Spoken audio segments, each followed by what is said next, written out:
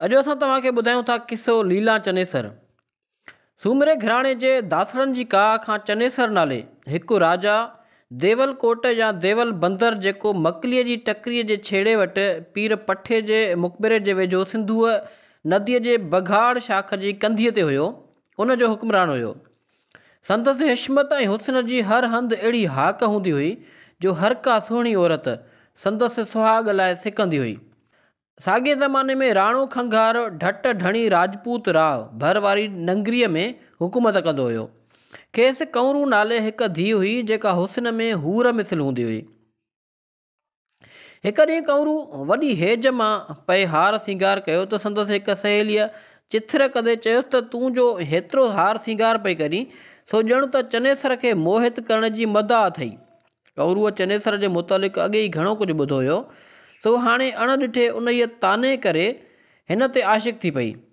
जॾहिं हिन अणॾिठी उल्फत जी ख़बर कंवरूअ जी माउ मुर्कीअ खे पई, तॾहिं पंहिंजे मुड़ुस सां ॻाल्हि कयईं।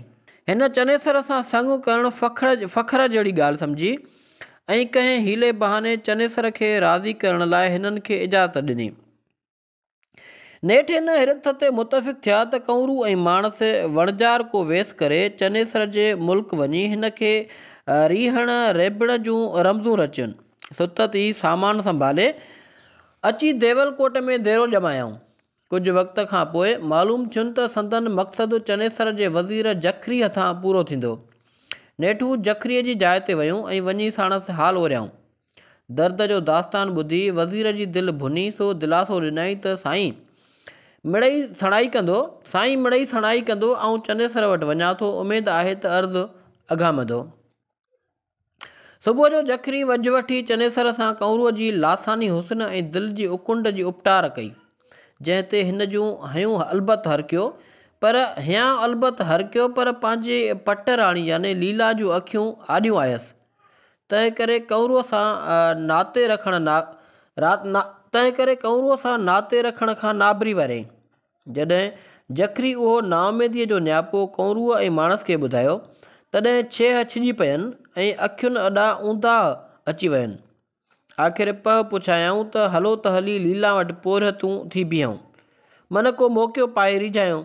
उहा ॻाल्हि घणे लीला वटि लंघी वियूं, जंहिं खेनि पंहिंजूं ख़ासि बानियूं करे रखियो। वक़्तु गुज़रंदो रहियो पर विसाल जो को इम्कान ई नज़र न पियो अचेनि। हिकु राति नाउमेदीअ जे करे कंवरू हंझूं हारण लॻी।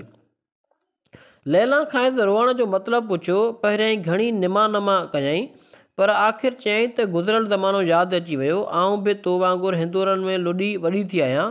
जॾहिं हार विझंदी हुयसि त ऊंदाहीअ मां उजालो थी वेंदो हुयो। लैला खेसि आख़िर उन ई हार ॾेखारण लाइ आमादा कयो। लैला खे मणियुनि सां मुहबत हूंदी हुई, सो कंवरूअ जो 9 लखो हार पसी हरखिजी पई। घुर जेकी घुरणो अथई, फ़िक़त उहो हार हवाले करीम। हूअ खेसि चवणु लॻी। कंवरूअ वरंदी वराई त चनेसर सां हिकु राति रिहाइण जे एवज़ हार हवाले कंदसि। हार लीला जा हौसला ख़ता करे छॾिया हुया, तंहिं उन में हर्ज न सम्झी उहो शर्त क़बूलियो। लैला चयो, हार मूंखे ॾे, हाण वञी दिलिजाए करे वेह। राति जो आऊं पाण ई चनेसर खे तो वटि पहुचाईंदसि। इतफ़ाक़ अहिड़ो थियो जो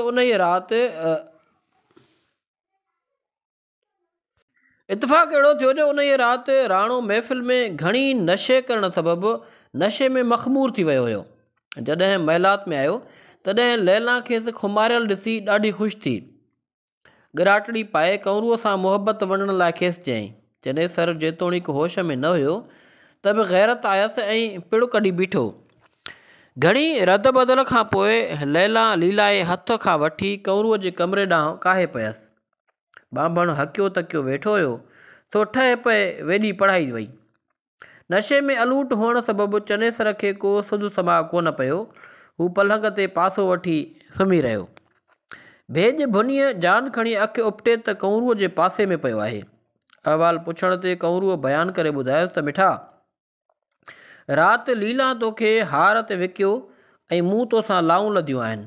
हाणे तूं मुंहिंजो कांधु आहीं ऐं आऊं तुंहिंजी दासी। हिन ॻाल्हि ॿुधण शर्त चनेसर जो चित फिरियो। लीला दिलि तां लाहे कंवरूअ जे कुर्ब में क़ाबू थी वियो। जॾहिं लीला खे ख़बर पई त हथनि सां कहिड़ो वेल वहायो अथमि, तॾहिं ॾाढी परेशान थी। पछतावा जूं हंजूं हारींदे ॾाढियूं कारूं कयईं, पर चनेसर ते कोई बि असरु न थियो। हथ जी वढीअ जो न को वेॾ न को तबीब। सो आसरो पले माइटाणे मुल्क रवानी थी। उन जी उमेद ते जी रही हुई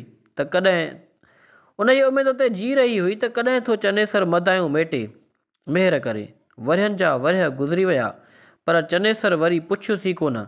जखरी वज़ीर जो मङणो लीला जे माइटनि मां थियल हुयो। जॾहिं हिन लीला जे ॾुहाग जी ख़बर ॿुधी तॾहिं संग खां सफ़ा नाबरी वारे वेठा। जखरो लीला वटि वियो, जंहिं संग वठी ॾियण लाइ शर्त विधुसि त चनेसर खे हिकु वार मूं वटि वठी अचु, पोइ तूं बाननि मूंखां लहणी। जखरो शादीअ में शरीक थियण जे बहाने ते चनेसर खे लेला जी साणीअ वठी आयो। लेला साहेड़ियुनि साण घूंघट कढी ॼाञुनि जी आज्ञा लाइ नाच गानो शुरू कयो। लेला जो नाज़ नखरो पसी चनेसर बिना सुञाणण जे मथसि अकनि छकनि थी पियो ऐं घूंघट खोलण लाइ चयईं। हेॾां लीला उखड़ी खोले, होॾां चनेसर जी चाहत जा फट चौका करे उथली पिया।